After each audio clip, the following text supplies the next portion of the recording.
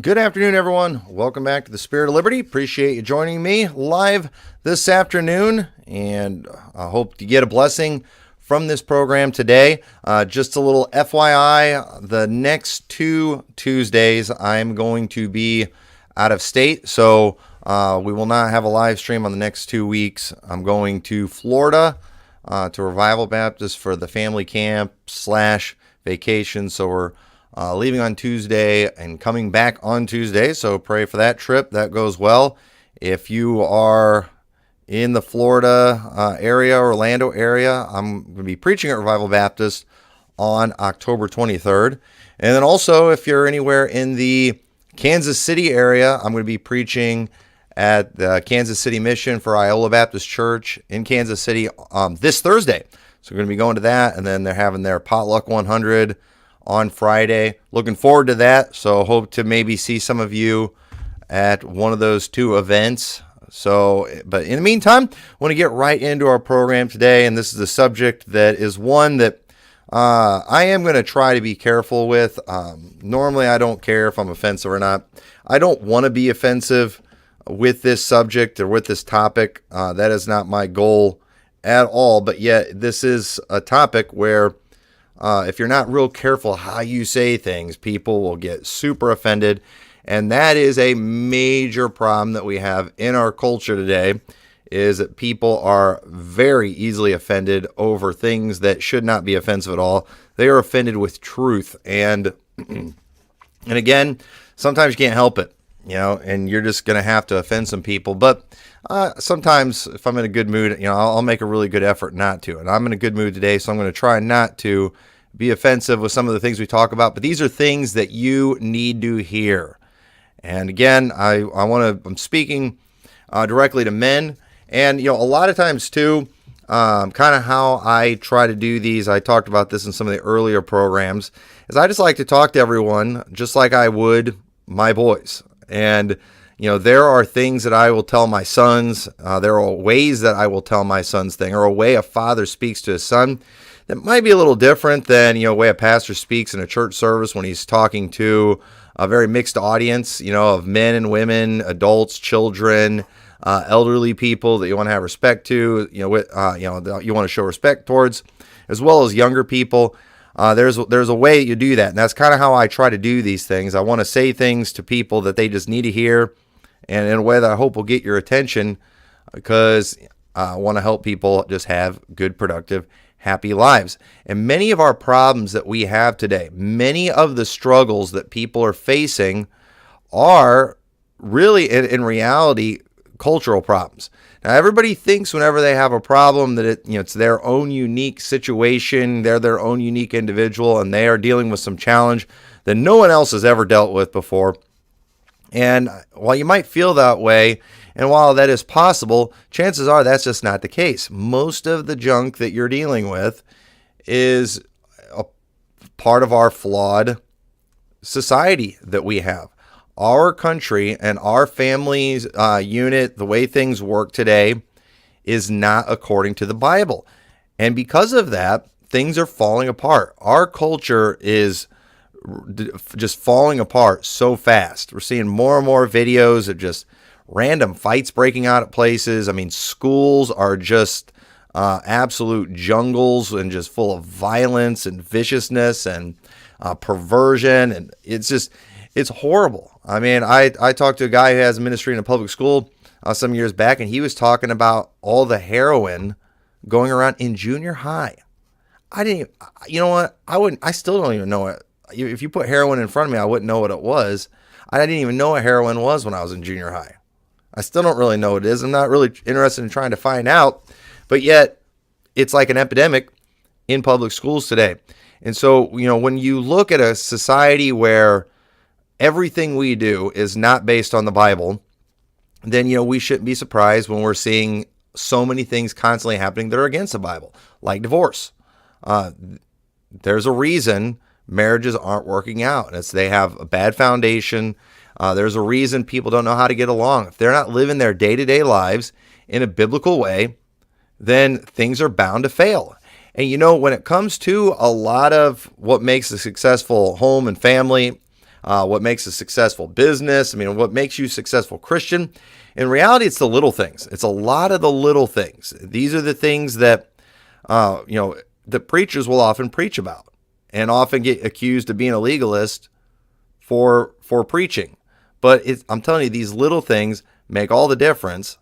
And, in our church and in other churches, preachers, they preach them, they don't care. People get bent out of shape about it. But, a lot of times these people, if they are honest, if they are doing a good job raising their family, they're probably saying the same kind of things to their boys, in the same way preachers are doing it, because it's the little things really do matter. And so I want to talk about correcting your culture, because one of the reasons, a good chance, a lot of your struggles are cultural. You are doing things in a way that you've grown accustomed to through. I'm going to turn this down a little bit. I think it might be a little loud. You've grown accustomed to just living a life that maybe you saw growing up. Depending on your surroundings, we'll talk about where a lot of these things come from. And the truth is, there's a lot of things that you need to fix, and we're going to talk about how to do that. But first thing I want to do, culture, what is that? And one of the definitions of culture, it's a particular form or stage of civilization as that of a certain nation or period. Was the audio good? Okay, it looked like it was doing bad. I'll put it back the way it was. If it starts getting staticky or something, let me know. So when you think of culture in America, we don't really have, part of our problem in our American culture is we don't really have one anymore. We are a melting pot where we blend every culture on the planet in our country. And what ends up happening is we end up getting the bad of just about everything.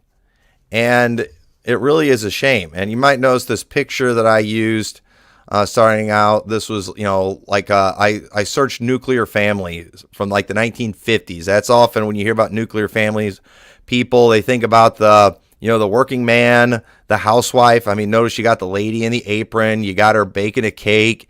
You've got kids there, looking to mom for food and excited about the cake. The dad's standing there, looking excited and proud. Definitely the leader in the home. And, and people get offended by that picture. But, things were definitely much better back then, in kind of a Leave It to Beaver era. That's what a lot of us, old-fashioned Baptists, were all kind of wanting to go back to. It's the kind of thing that we promote in our church. And people often wonder what happened to that. What changed that culture? And another picture that I saw that came up when you search 1950s nuclear family, I'm going to show it to you here in a minute. But have you ever seen, I know we're in Halloween season, but those pictures where kind of like maybe it looks like a double exposure thing or something, but it's like there's some kind of image or some kind of ghost in the picture, and they're like, oh, that was some kind of demonic spirit. We couldn't see it, but the camera picked it up. Okay. And when I saw this picture of like the 1950s nuclear family, I saw in the picture the demon, or the spirit, you could say, that changed all that ruined all that destroyed that. And you will notice, now this is a pretty terrifying picture, but see if you can spot the ghost in this image or the demonic spirit, and tell me what you think. Can you see it? Right there above the head of the little boy. And right there, ladies and gentlemen, the television set, that's really what's helped change so much stuff. That generation, that family, kind of one of the things, a couple areas they were on, because they weren't perfect either. One of the things you always see in all the pictures, only 2 kids, maybe 3. The one picture had 3 kids. That was kind of how it was. The boy and the girl. Leave It to Beaver, he had 2 boys. And, they started becoming a little more materialistic. And so they didn't have the big families like they had before that. And I think a lot of that too was probably because a lot of these people had come out of the Depression and they remember what it was like to be poor, and they didn't want to ever have their kids to ever have to deal with that. And they made it so easy for these kids. They didn't teach them any character, and then they raised the hippie generation. And we all know what a disaster that was. But that generation too, one of their faults, they sat around just watching the TV all the time, getting all the propaganda, and that's what changed everything. That's how they have been able to destroy our culture. And now, while you can go and you can look at any old TV show and look at like a photo of the family, typically it was always a mom and a dad and probably 2 kids. But then later, what they started doing, it started becoming more mixed families in the sense of it was like divorced couples. You had the Brady Bunch where they weren't divorced, but, they had 6 kids, but, 3 were his and 3 were hers. And then the 2 families, like, married each other. But, it wasn't biological kids with biological mom, biological dad. You had, what was that one with Michael J. Fox? I think it was kind of the same thing. It was almost always like divorced families. You started seeing more single parent families. And then, now you're not allowed to have a family. Like, they can't have a promo for a TV show that doesn't have racial diversity. And so everything is going to be either mixed couples, so they can have a variety pack of kids, or it's going to be, if it is, 2 people the same color, then there are going to be some adopted kids because they've always got to just show a little bit of everything. And, we are not allowed to have a culture that looks like that nuclear family, that Leave It to Beaver era family. That's supposed to be racist and bad and all these things. But the truth is, that was a much better culture. We didn't have school shootings back then and everybody had guns. We didn't have we didn't have all the perversion. We didn't have all the homosexuality and things like that back then. Things were a lot better. You didn't have all the divorce back then. There's clearly something has gone wrong. And one of the things that we have been doing in our country for a long time, and this has mostly been promoted through the television, is we have not allowed people to recognize flaws in cultures. Now, just so people know, I don't have a problem with immigration. I think it's good to let people come and move to this country as long as they want to come and be Americans, as long as they want to come and work and provide. I think that can be good for society. I don't think we ought to just let everyone in. I don't think we ought to let criminals in. I don't think we ought to let people come in that are just going to want to mooch off the system. And you know what? I don't even think that we ought to let, in my opinion, I would prefer not to let a bunch of people worshiping false gods in. I think, this country started out as a Christian nation. And you know what? If there's Christians being persecuted in other countries, let them come over here and let them thrive over here. I think that would be a great thing because they're good for society. But not all cultures are good for society. Christians are better for society than pagans are. And what people do, they try to act like it's just a skin color thing. Because we've all been taught how bad it is to be racist and stuff like that. And I'm against being racist. But the thing is, it's not about skin color. Don't let them distract you from the argument by talking about things like that.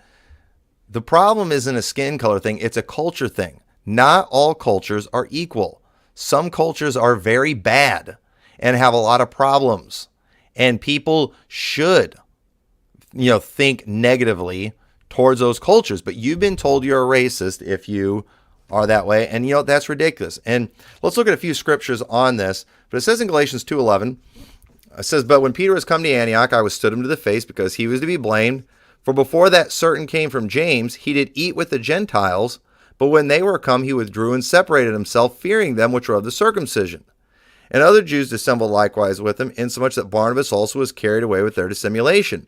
But when I saw that they walked not uprightly according to the truth of the gospel, I said unto Peter before them all, If thou being a Jew livest after the manner of the Gentiles, and not as do the Jews, why compellest thou the Gentiles to live as do the Jews? We who are Jews by nature and not sinners of the Gentiles. No, now catch this part. Knowing this, that a man is not justified by the works of the law, but by the faith of Jesus Christ, even we have believed in Jesus Christ, that we might be justified by the faith of Christ, and not by the works of the law. For by the works of the law shall no flesh be justified." Now, here's a true thing that I think everyone will get from that passage. But this is an example of people finding a truth and then jumping to a false conclusion with it. We see here from this passage that when Peter was withdrawing himself from Gentiles and not eating with them as if he were still following some of the law. And he's only doing this to impress these false Jewish brethren that he didn't know were false brethren. He was sending a bad message to the Gentiles in doing that, because no one is saved or going to heaven because of their works of the law or because of their customs, because of their culture. Okay, if one culture, if an American culture is better than, let's say, a culture in Afghanistan, okay, and their culture's a mess. Okay, our culture's better. Deal with it. Okay, but you know what? Americans are still not worthy of salvation, just as people from Afghanistan. We still have to have faith in order to go to heaven. So the thing is, we don't want to send this message that a person, in order to be saved, you got to be like us Americans. You got to be like us Baptists and Americans, like us fundamental, old-time religion Baptists. Or you ain't really got it. You probably ain't really saved if you ain't shouting like us, singing like us, doing all that kind of stuff. No, it's not about salvation. Okay, salvation is about faith in Christ, and there are people who have some pretty sorry cultures who are saved, who put their faith in Christ, and and they need to work on their culture. They need to work on changing some of these things. But notice how Paul said, we who are Jews by nature and not sinners of the Gentiles. Paul wasn't saying we're not sinners, but he's saying that this Jewish way of life, or this way of life that's according to the law, it's normal for us as Jews who were born this way and raised this way. For these Gentiles, they always walked in lasciviousness. They walked according to the course of this world, and there is no doubt that the Jewish culture was better than the Gentile culture, morally speaking. But at the same time, both were on their way to hell.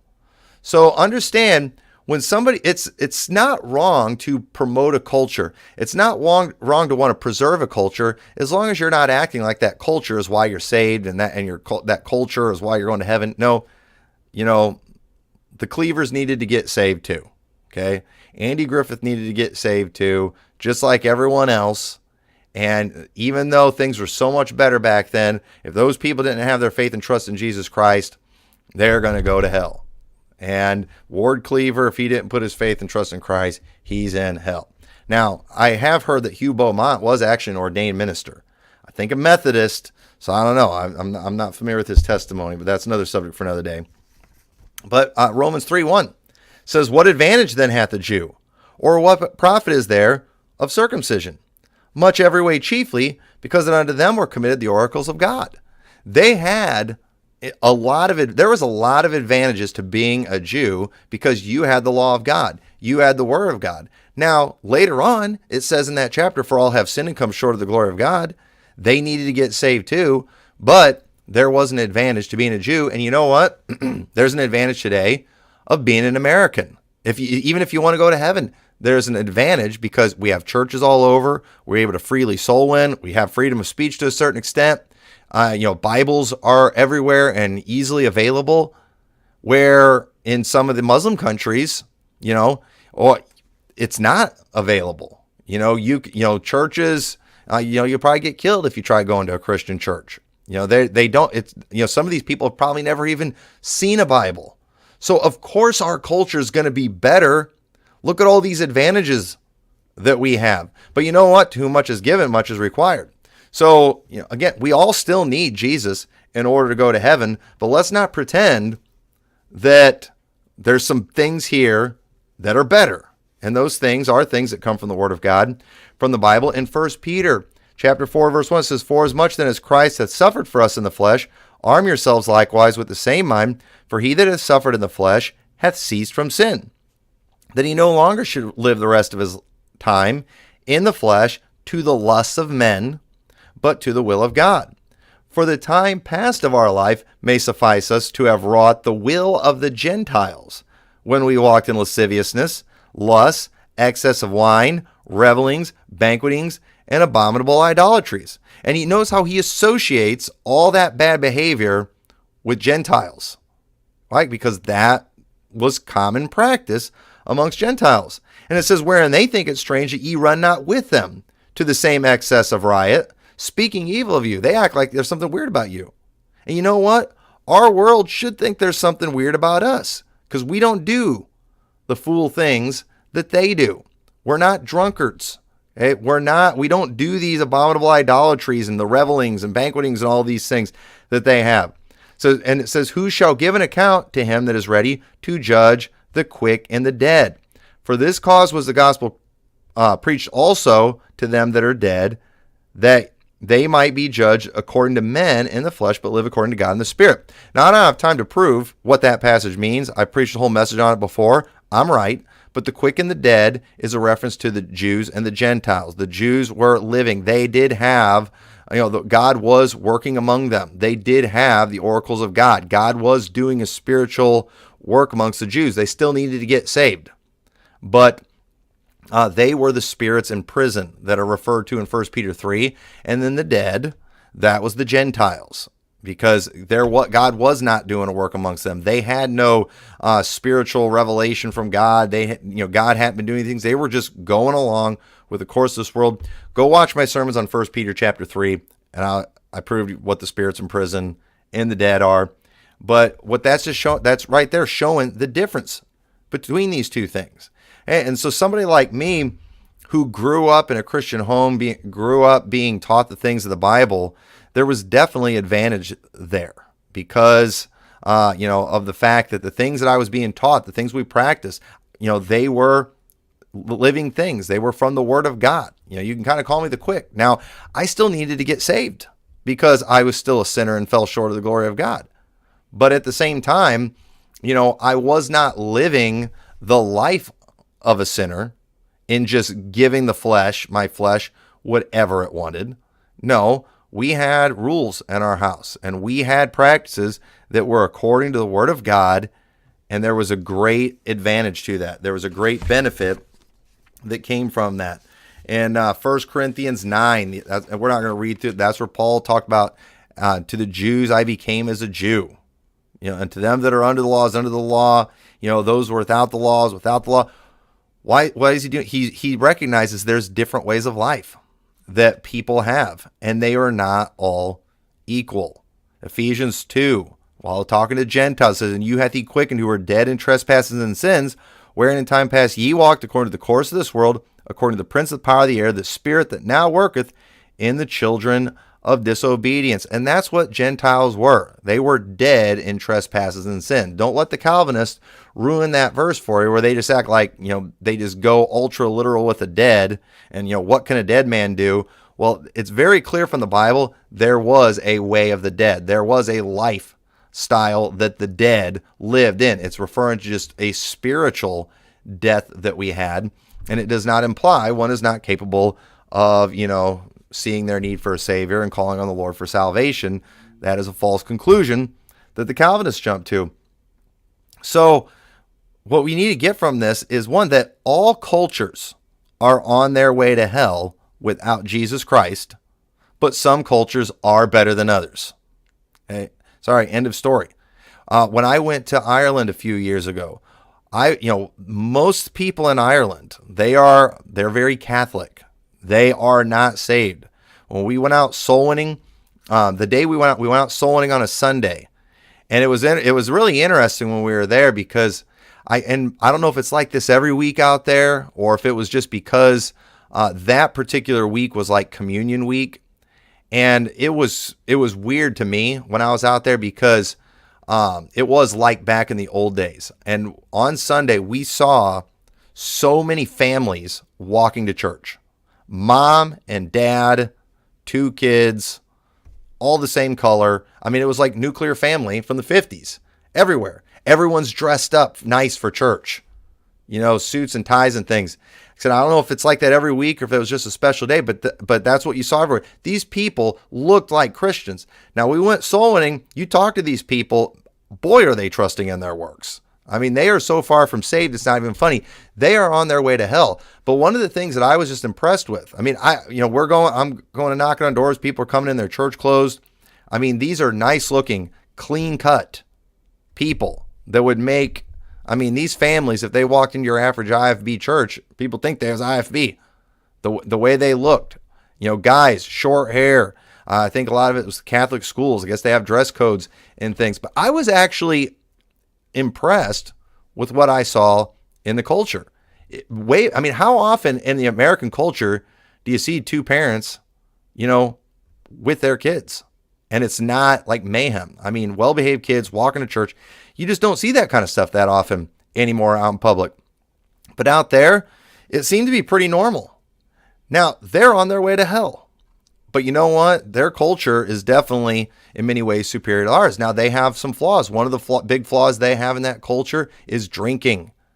Drinking is a very big thing. It's a very big part of their culture, and it's one that causes a lot of problems. And, don't get me wrong, things are falling apart in Ireland quick. They've legalized abortion fairly recently. They've legalized sodomite marriage fairly recently, and they've made divorce easy recently. It used to be very difficult to get divorced over there. So, those of you who are upset that I think that in a lot of ways they're better in America, don't worry. They're going to be just as sorry as us in a very short time because they're of the things that they're promoting over there.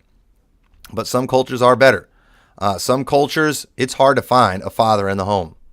There's a mom, there's kids all over the place, but you can't find a father, and that is very common. And you know what? It's not racist to recognize these facts. It's not racist to talk about the fact that in most of the black community, you have fatherless homes, or you have a man in the house that is not the biological father of those kids.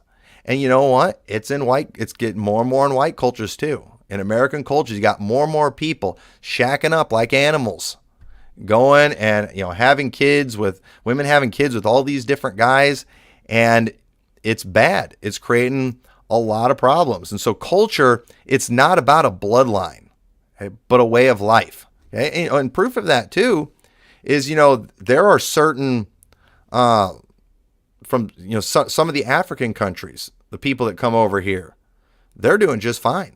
You have a lot of your Nigerians, okay? They're blacker than most of your African Americans, yet they're coming over here to the United States. They're getting educated, they're getting good jobs, making good money, living in nice neighborhoods. And you know what else you don't see them doing? You don't see them sagging their britches. You don't see them out doing drive-by shootings and selling drugs and all that kind of stuff. And they're doing just fine. And they don't think America's racist. They're thrilled to be here. And a lot of these different, and I don't always know where the different countries are they're from, but some of these African folks, they are some of the most pleasant people that you will ever be around.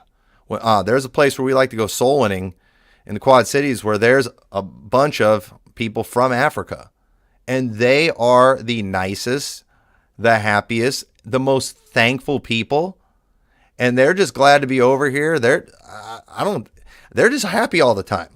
And I look at that as an American. I'm like, what's wrong with you people? You should be miserable like the rest of America. But no, they're not. And you know what? But if they start listening to Jesse Jacksons and Al Sharptons and people like that, they'll get them upset soon enough. But there's definitely difference because it's not about skin color. It's not about bloodline. It's about a way of life. And you know what? You can change your culture. If you came from a bad way of life, there is a white trash culture. You do. You've got, your white dudes that have embraced the hip hop culture. They dress like gangbangers. They go and they're listening to that music all the time. They get all caught up in the violence. They sag their britches. They do the whole 9 yards. And you know what they also do? They don't treat their women good. They haven't got enough character to commit to a woman and keep themselves pure until marriage. They don't have enough self-control for that. These people are animals. And they do. Just like a dog, they're just, they'll jump the woman as soon as she gives her the opportunity, sometimes before, have no problem getting pregnant.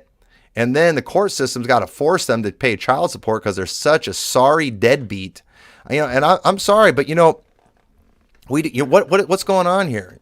These people are dead, ladies and gentlemen. They are dead in their trespasses and sins. They have no spiritual life to them, and that's why they live like animals. And I'm sorry, you might not like that, but if you are a man and you're just sleeping around and you're okay with that, if you are going and getting women pregnant and you've got to be forced to pay child support, somebody has to make you do it, there's nothing spiritual alive in you. You're dead in your trespasses and sin. You're an animal at that point. I can't imagine, some other guy taking care of my kids. I can't even imagine that. But not only do a lot of these guys not care, then they act entitled to it. They all go vote Democrat. So, their girlfriend can get all the welfare she needs so they don't have to pay the bills. I'm sorry. People like you are worthless pieces of human debris, and you are bringing this country down in a big way. Shame on you. And you know what, guys? You need to hang on to your women. And you know what? You shouldn't need a court system to help you do that. A lot of guys today, you have your MGTOW types that they act like, the reason they can't get married is because, women can get divorced too easily and take everything that the guys got. And you know what? That is true. But you know what? Some of us can overcome that. There are some guys that have figured out how to make a woman not want to leave.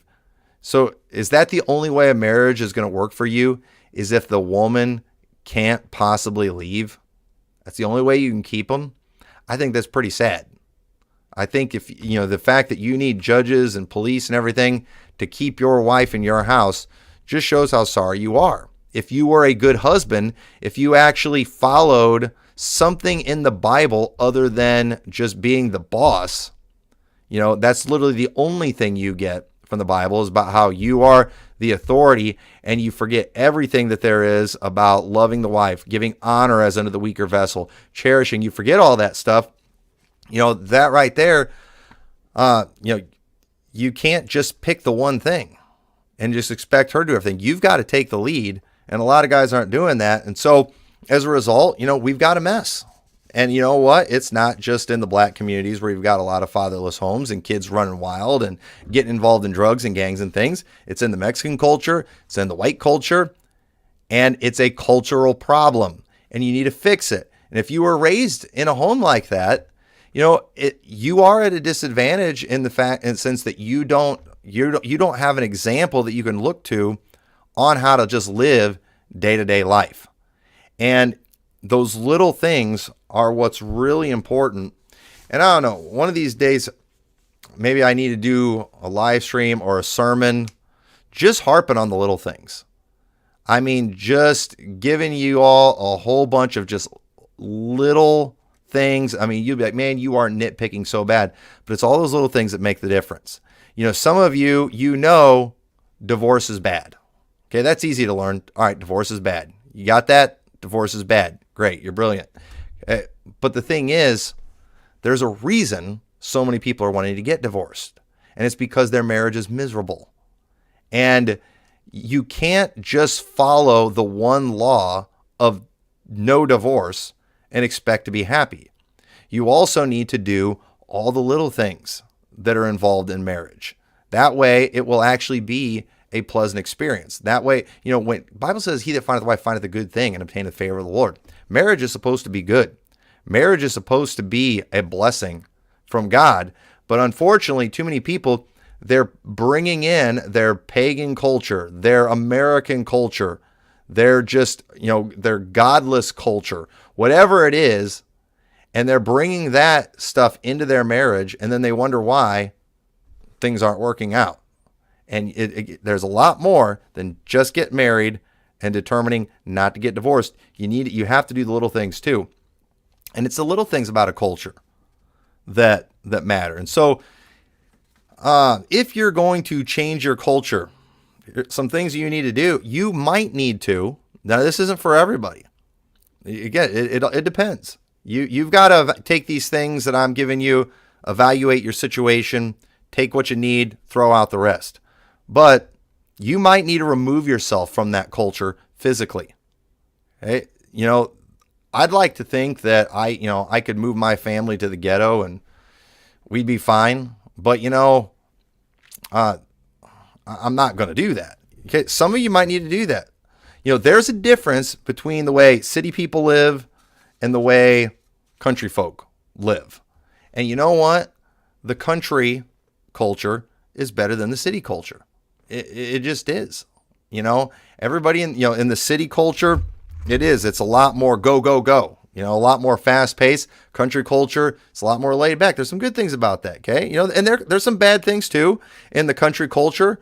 We tend to have, a lot of health problems, with weight problems and things, because of that. We're in the city culture. You're walking everywhere, so you're healthy in that area. Of course, all your kids have asthma, and allergies because, they live in a bubble. They live in an apartment. They never get outside. They never breathe fresh air.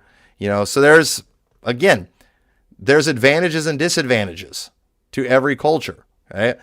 I've never lived in a city. I don't ever want to live in a city, but so I obviously am partial to the country culture, but I do think you can succeed, and a lot of people do succeed in cities, but that might not work for you.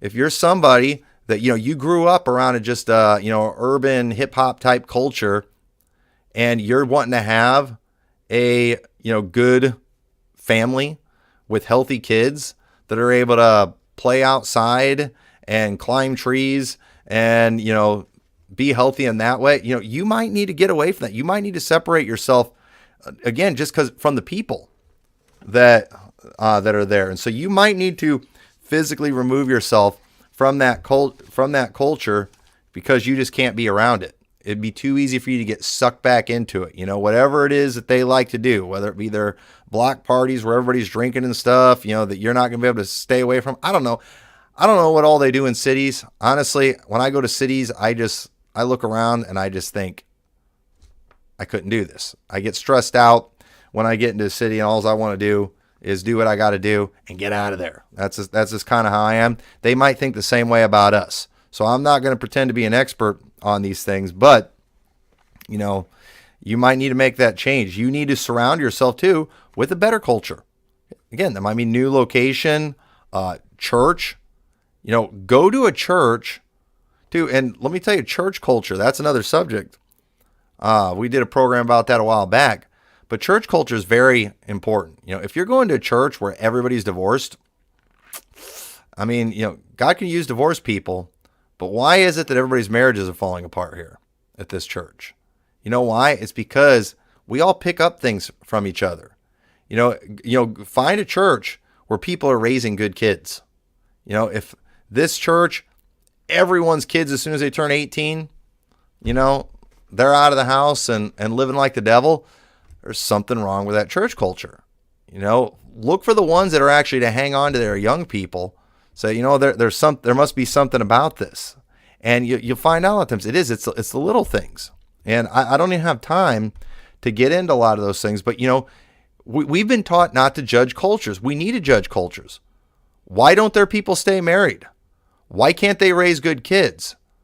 Why is this culture so uneducated? What's wrong with them? What is it that they're doing? What is it that they're not doing? Why, and, you come to our church, there's certain, one of the things that you'll notice about our church, and this is something that we promote, and it's something too that I think, it's not a secret to our success, but I think it's just one of many benefits.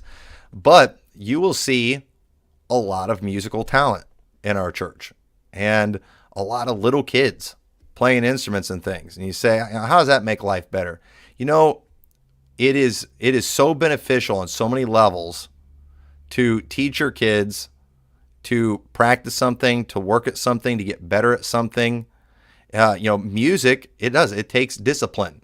It takes practice. It takes hard work to get good at these things, to play in an orchestra, to sing in a choir, to learn how to work with other people, to learn how to harmonize. All of those things like that, they help develop character. And I am so thankful for, the music program that we have in our church. And I love seeing all these little kids practicing these things. They know exactly what to do, and they follow instructions. They follow orders. They learn how to read music. These things are developing their character. So it's just music lessons. Hey, it doesn't have to be music lessons, but what's your kid spending all day doing? Getting better at Guitar Hero, playing video games. Is that what they're great at? Because you know what? That's just going to teach them just entertainment. They can't do anything without a screen and flashing lights and cool colors and things like that. That's not going to help them learn how to, work with people and how to follow orders and sit and be patient. Sometimes when you're singing in a choir, we have to do this all the time. I sing bass, but a lot of times I got to sit there and I got to listen while they go through the soprano part and the alto part and the tenor part. And I don't just get to sit there and be like, you know what? I'm in the bass. Let's just focus on the basses. And I used to direct a choir, and there were people in the choir that were like that. It was like they wanted all the attention given to them all the time. That's not how things work when you're on a team. And, so these programs that we have, these are things that help develop character. And I think stuff like that makes a difference. And you need to check the culture of the church. Again, don't just check the doctrinal statement, okay? Any church can copy and paste a good doctrinal statement, okay? Any preacher can get up and, preach a good sermon and say a lot of right things. Any church member can say, I agree with all that right stuff, but how many can live it? Okay? How many actually are able to put it in practice? That means a lot, and you need to find a church where you have a lot of that going for you. And I'm thankful that it's an advantage to me that I grew up in a home with parents that have never been divorced. My grandparents on my mom's side, they stayed married till they died. My dad's parents, they stayed married till they died. After that, I don't know, but I'm not used to this idea of, trading off parents all the time. And I'm thankful for that.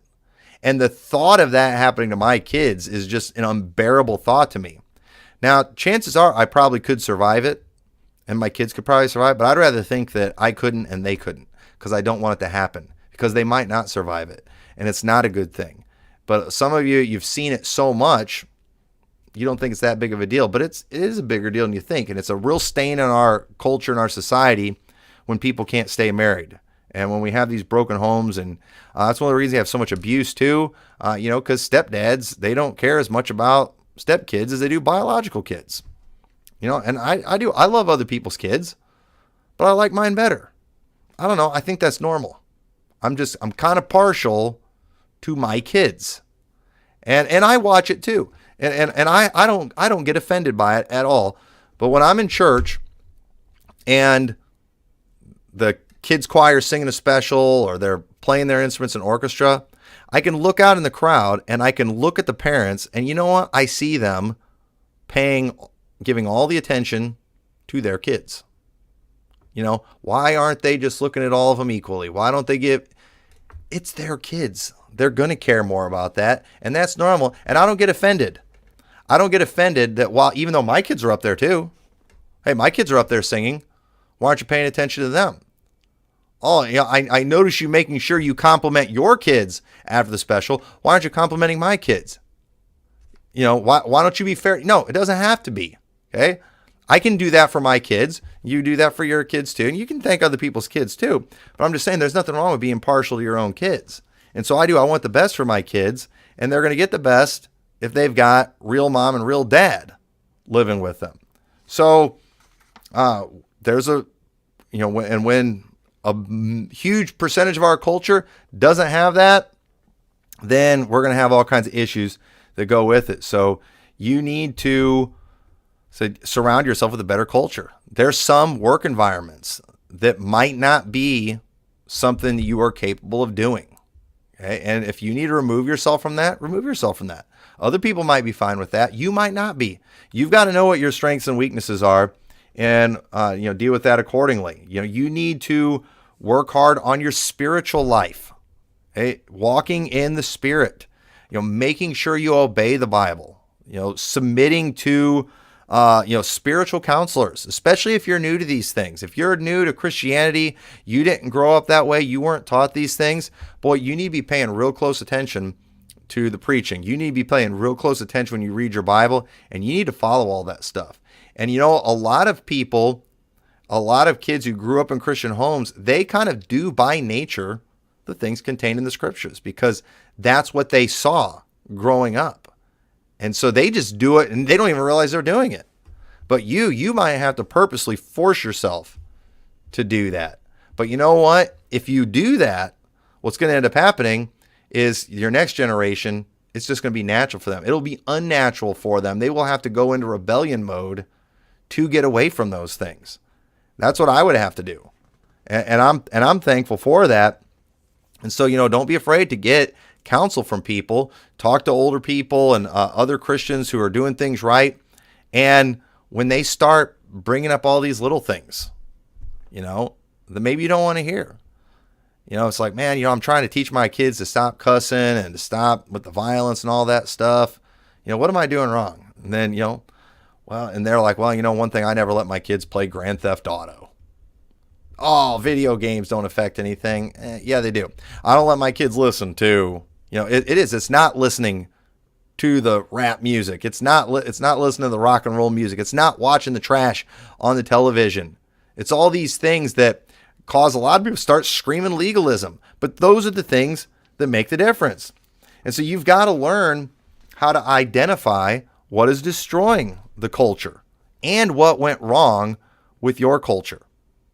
And that's important. In the Bible, one of the things we see them doing often, okay, and in the old-time religion world, we're not allowed to do this, but I don't follow all the rules of it. I do it anyway. But what they did in the Bible, in real old-time religion, they would confess the sins of their fathers. When their fathers often did things wrong, and it would get them in trouble. It would get the next generations in trouble, and they would confess those things. And they would get those things right. We always need reformation. Right? We always need reformation. And I believe in the IFB world, there's a lot of reformation that needs to take place. And you know what?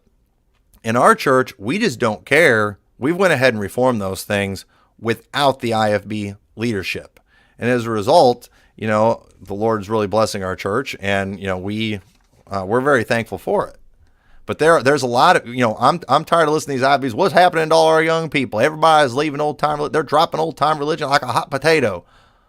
Well, maybe it's because, you're not as old time religion as you think you are. You've got off in some areas. And, what needs to happen is there needs to be some reformation. Now, when people like myself go ahead and reform those things, we get labeled all kinds of things, but, I don't care. I've learned to identify what's wrecking our culture, what's wrecking church culture. And we're not so much talking about church culture right now, but family culture. But you know what? Recognize those things. Hollywood is destroying our culture. Okay? Hollywood does not want you to have those images that we posted on here of the family that all looks alike. Look at that racist picture, all white people. You know what? Families are going to be the same color. That's just kind of how things work in genetics. And that's how things work in nature. But you know what? Not only are they not showing mom and dad, but they're showing dad and dad, mom and mom. And what's funny too? They always got to do a 2-for-1. Every same-sex couple on every show, in every promo, they're always different colors too. Because they're just trying to meet quotas. Why do they have to have these quotas? Because they're trying to make us think that that's normal. And it's not normal. It never has been normal. Never will be normal. It will always be weird. These people will always get a dirty look from me. Because it's not normal. And but how is it becoming, a more common of a thing? I'll tell you why. Because Hollywood, they're on every show. Okay, they are on every show. And you ask your average person today, everybody always talks about their gay friend or whatever that they have. But you know what? Most people today, even just these weak, lame, pathetic Christians that, talk about their gay friends and stuff, chances are you're one token, gay friend or whatever that you have is probably on social media and not even real life. Truth is, if you were actually around these people in real life, like you were real friends, where you went to their house and you saw how they lived, you'd be so repulsed by them, you'd never want to have anything to do with them again. But the thing is, people think it's normal because they're seeing the Hollywood portrayal of these things. And let me tell you, we saw one of these couples a little over a week ago. We were waiting to go on a hayride at a thing, and we saw one of these couples. It was abominable what we saw. I mean, let me tell you, these two it wasn't like what they show in Hollywood. It was bad. And I told our girls, if they get on that, if they get in line for this, we're not going. And they didn't go. They didn't get in line. They kept walking. Thankfully, I wasn't riding with those people, but because I saw the real thing, and it wasn't pretty. It was a horrifying sight. The news media, they lie. They are trying to affect the culture. They are trying to change the culture. And you've got people today who they get mad at stuff that I say. They get mad at stuff that I preach. And what do they start saying in response? What Hollywood says, what the news media says. And I spoke publicly on my channel to Eric Skwarczynski, one of these guys who left the faith. And I brought that up, how I can't take him serious because he's parroting just all the left-wing talking points of today. And I'm sorry, normal people aren't going to think homosexuality is okay. They're not going to think all this liberal wokeness junk is normal. That this is a cancer that they are trying to inject in our society to bring this country down. There's no doubt about it. And when somebody pretends that they're objective, but then they're just repeating all those talking points, I know they're not serious. I know where that came from. You didn't come to this. You didn't become okay with homosexuality because of your experience with homosexuals. No, you came to that conclusion because of what you're watching on television, what Hollywood's putting out, what the news media is putting out. That is not from your personal experience. It's just not the case. And so I recognize these are what's destroying our culture. Social media. Okay, social media constantly canceling anybody that's telling the truth. Giving them strikes and putting them in Facebook jail and all that kind of stuff. These things are taking a wrecking ball to our culture. And then you have people out there that are just insecure and they just want to be accepted. And even though they don't really believe it, you will see them liking and sharing things that Christians shouldn't be liking and sharing. You'll see even Christian people sometimes, liking pictures of that people are sharing from a same-sex wedding or something like that. That's not happening here. Why would a Christian like something like that? Why? I know you're not really okay with that. I know you don't really think that's normal, but they would not dare say anything. And they do on social media. They're very supportive of all those things. And think about it too. When it comes to all the LGBTQ, STDs stuff, notice how, this stuff is like 100% portrayed as positive on Hollywood, the news media, social media, any opposition, it's just, it's all canceled. Yet when in the past, whenever they would try to put gay marriage on the ballot and things like that, it kept getting shot down. Why is it that YouTube had to make it where you can't see the dislikes on videos? You know why? Because when it comes to anonymity, that's when you start finding out what people really think and what they really believe. And guess what? Nobody likes this stuff except for perverts. No normal people like this stuff, but yet it is continued to be put out. Even though movies are going to lose money, they're still going to put that stuff out. Why? Because they are trying to destroy our culture, and they are succeeding. But you know what? They're not going to destroy my family. We're going to have our own culture in our house. And you can do that. You can change your culture. My dad, he came from a large family. My dad lived a completely different life than the rest of his family. What happened? Okay, what happened? Well, when he was a teenager, he ended up moving into his uncle's home, who was a Baptist preacher, who had a different type of life, who had a different culture, who decided he was going to separate himself from the things of the world and separate himself to the things of God. And my dad got to see that culture, and he said, this is what I want for my family. And thankfully, I got to be raised my whole life in that culture. He changed his culture. It wasn't about a bloodline. And I guarantee you, and I know a lot of things were difficult for him.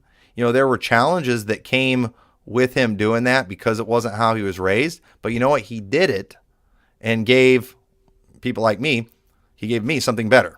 And you can do the same thing for your family. You can change that culture, but you've got to take control. You can't just go along. And you've got to be contrary to this world.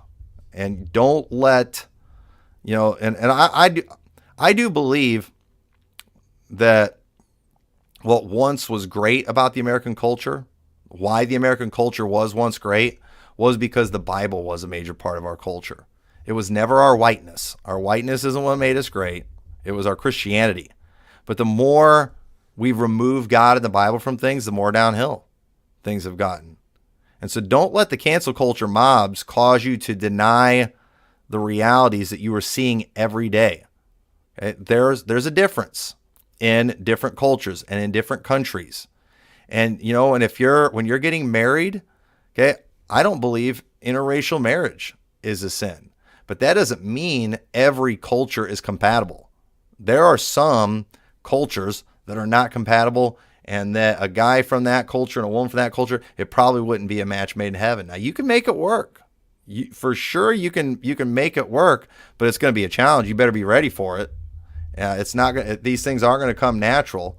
And so, but it's the little things, and it's all the little things that make a difference in how life is lived. You know, I think that's why Jesus said what he said about these commandments too. He said, whosoever shall do and teach them shall be great in the kingdom of heaven. Those little things, those things that are only mentioned one time in the Bible, those things that don't come with the death penalty, those sins that violating it comes with few stripes. Those things matter. Those things are important. And we have okay. I've pretty much given up on the American culture. You know, they're going to keep becoming weirder and queerer and going down the toilet. But, you know, I can do something about the McMurtry culture. That's the one that I'm in charge of. And I'm taking control of that culture because I want my kids to not only have an opportunity to have a happy life, but I want them to just know how it's done. And I believe the more we implement these things in our home, the easier it will be for them to actually be happy. Some people today just can't figure out how to be happy. And you got too many cultural things, a part of our bad culture in your home. Get rid of it. Get rid of those movies. Get rid of that music. Get rid of all the whatever these things are. Figure those what they are and get rid of them and change your culture for the good. So I hope this was a help and a blessing to you. And again, remember, next 2 weeks, I will be out of state. And so we will look forward to seeing you next time. God bless you. We will see you all later.